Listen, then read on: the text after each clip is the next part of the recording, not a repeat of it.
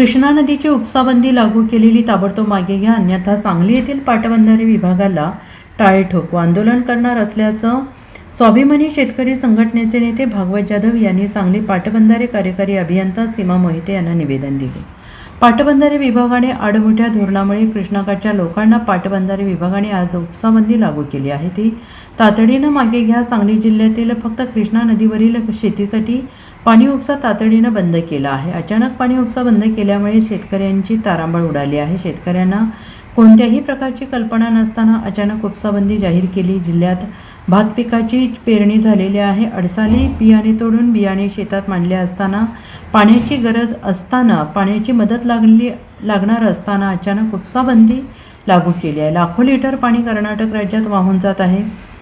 पाटबंधारे विभागाने घेतलेला निर्णय अन्यायकारक आहे. पाणी उपसा बंद करताना शेतकऱ्यांना मुदत द्यायला हवी होती.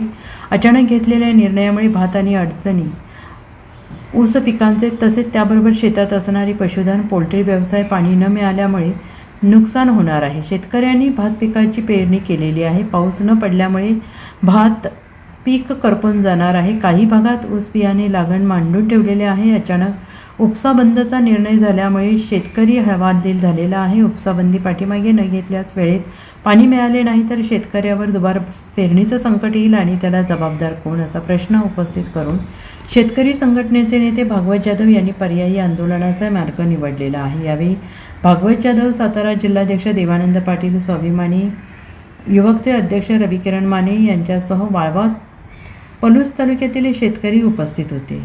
लाखो लिटर पाणी कर्नाटक राज्यात कृष्णा नदीतून वाहून जात असताना सांगली जिल्ह्याच्या पाटबंधारे विभागाने सांगली जिल्ह्यात उपसाबंदीचा कायदा लागू केला आहे.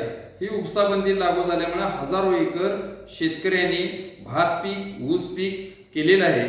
यामुळे दुबार पेरणीचे संकट आहे. आजच पाटबंधारे विभागाला आम्ही निवेदन दिले आहे.